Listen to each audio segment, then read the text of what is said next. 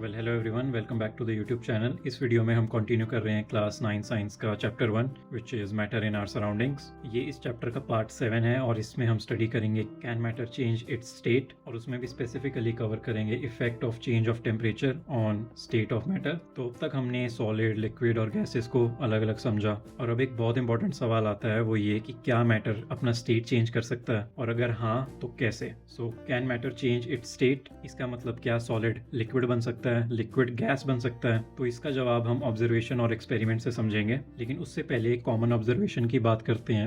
और वो common observation ये है that water exist in 3 states of matter. तो मतलब वाटर एक परफेक्ट एग्जांपल है। क्यों? क्योंकि ये तीनों स्टेट्स में एग्जिस्ट करता है, in the form of solid as ice, in the form of liquid as water, in the form of gas as water vapor। Same substance है वाटर, लेकिन तीनों स्टेट्स में एग्जिस्ट करता है। और खास बात यह है कि टेम्परेचर चेंज होने पर ये अपनी स्टेट को बदलता रहता है। और अब इसी पे बेस्ड हम इस एक्सपेरिमेंट और इस टॉपिक को समझते हैं, which is effect of change of temperature, more specifically on state of matter. तो अब हम देखते हैं कि टेम्परेचर बदलने से ये स्टेट चेंज कैसे होता है। Activity 1.12, take about 150 gram ice in a beaker, then suspend thermometer and bulb should be touching the ice, and now we will start heating on low flame. And हमें note करना है temperature when ice starts melting, when all ice converts into water, and then उसके बाद हमें further इसको heat करते रहना है, और टेम्परेचर नोट करना है when water starts boiling and most of water changes into vapour. तो ये 4 अलग अलग स्टेजेस हैं जहाँ पे हमें वाटर के टेम्परेचर को नोट करना है।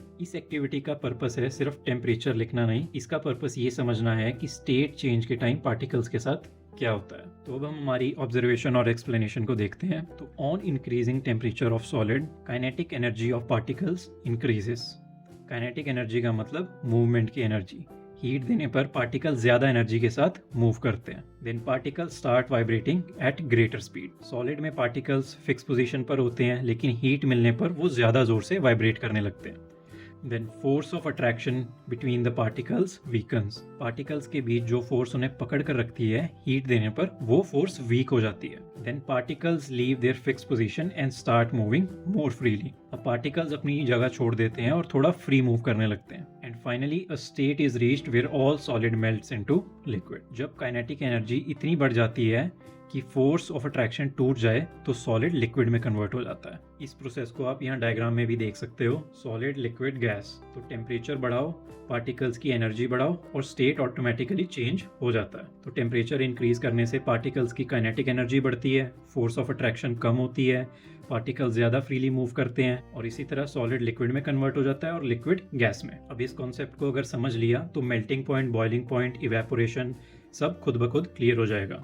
इसलिए अब मूव करते हैं इन सारी इंपॉर्टेंट डेफिनेशंस की तरफ। ओके, सो इस बोर्ड पे मैंने जितनी भी इंपॉर्टेंट डेफिनेशन है चेंज ऑफ स्टेट से लेके, वो सारी की सारी मैंने यहाँ पे नोट डाउन कर दी हैं, और अब हम इनको एक एक करके पढ़ते हैं। Most of them self explanatory हैं, बट ये आपको एग्जाम के लिए एज इट इज ही याद करनी पड़ेंगी, और जो भी कॉन्सेप्ट्स होंगे मैं उनको एक्सप्लेन करता रहूँगा। तो सबसे पहली इंपॉर्टेंट डेफिनेशन है मेल्टिंग पॉइंट। तो मेल्टिंग पॉइंट क्या है? Then the minimum temperature at which a solid melts to become a liquid at atmospheric pressure is called its melting point. मतलब ये वो मिनिमम टेम्परेचर होता है जहाँ सॉलिड लिक्विड बनना शुरू करता है। और टेम्परेचर के अलावा ये एक इंडिकेटर या फिर इंडिकेशन भी होता है of strength of forces of attraction between particles. मतलब जितना ज्यादा मेल्टिंग पॉइंट होगा, उतनी ज्यादा उस सब्सटेंस की स्ट्रेंथ होगी। For example, melting point of ice होता है 273.15 केल्विन या फिर 0 डिग्री सेल्सियस। वहीं अगर आप इसको कंपेयर करोगे आयरन से, तो आयरन का मेल्टिंग पॉइंट बहुत ज्यादा होगा।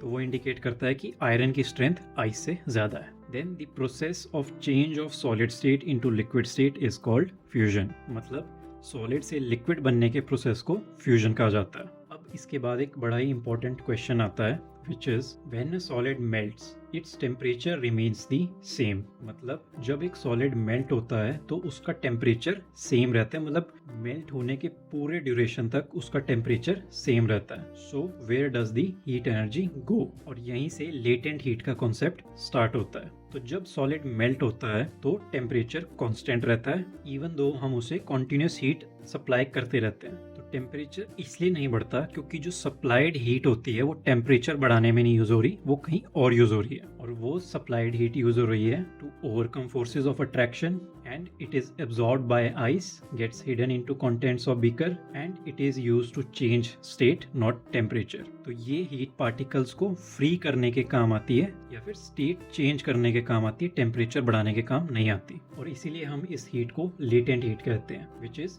Heat energy absorbed without rising temperature is called latent heat. और लेटेंट का मतलब ही अपने आप में हिडन होता है। ये हीट हिडन होती है, थर्मोमीटर के अंदर नहीं आती, लेकिन पार्टिकल्स के अंदर ये स्टोर होती है। और इसी के साथ इसकी डेफिनेशन है which is the amount of heat energy that is required to change 1 kg of solid into liquid at atmospheric pressure at its melting point is known as the latent heat of fusion. And then water at 0 degree Celsius has more energy than ice at 0 degree Celsius. तो दोनों का temperature same है, लेकिन water के particles के पास extra hidden heat होती है जिसको लेटेंट हीट ऑफ फ्यूजन कहते हैं। और बिल्कुल इसी सिमिलर तरह होती है बॉइलिंग। तो on heating water, particles of water even faster move करते हैं and eventually they gain enough energy to break forces of attraction and convert into gaseous state. और यहीं से निकल कर आती है डेफिनेशन बॉइलिंग पॉइंट की।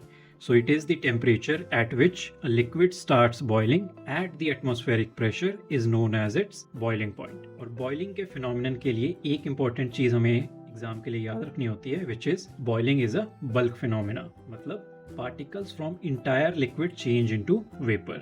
बल्क का मतलब पूरे लिक्विड के पार्टिकल्स वेपर बनते हैं, सिर्फ सरफेस के नहीं। मतलब एक single particle extra heat gain करके वेपर में कन्वर्ट नहीं हो सकता। अगर उसको वेपर में कन्वर्ट होना है तो जब तक बाकी सारे पार्टिकल्स के अंदर उतनी अमाउंट ऑफ लेटेंट हीट नहीं हो जाती, वो वेपर में कन्वर्ट नहीं होगा। मतलब वेपराइजेशन हमेशा बल्क में होगी, सिंगल पार्टिकल के लिए कभी नहीं होगी। And boiling point of water होता है 373 केल्विन या फिर 100 डिग्री सेल्सियस। और सिमिलर वे में होती है लेटेंट हीट ऑफ वेपराइजेशन। जब वाटर गैसियस स्टेट में कन्वर्ट हो रहा होता है तो काफी देर तक टेम्परेचर सेम रहता है, जब तक मोस्ट ऑफ वाटर वेपर में कन्वर्ट नहीं हो जाता, पूरे ड्यूरेशन टेम्परेचर सेम रहता है। और इसका रीजन भी सेम होता है कि वाटर के पार्टिकल्स के बीच लेटेंट हीट हिडन होती रहती है, जो स्टेट को चेंज करने में काम आती है रेदर देन टेम्परेचर को। So latent heat of vaporization is the amount of heat energy that is required to change 1 kg of a liquid into gas at atmospheric pressure at its boiling point is known as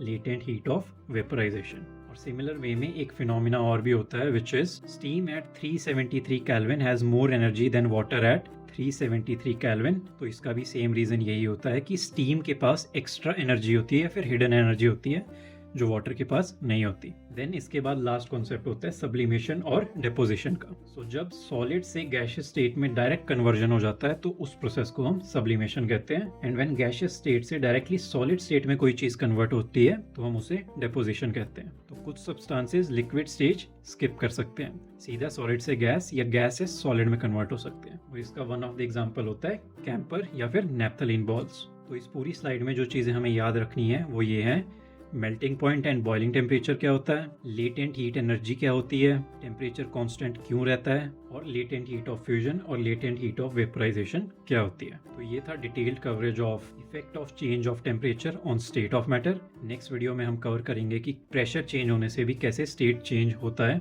अगर आपको video useful लगा हो तो like करना ना भूलें और next part को भी डिटेल में कवर करने के लिए सब्सक्राइब करना ना भूलें। Thank you.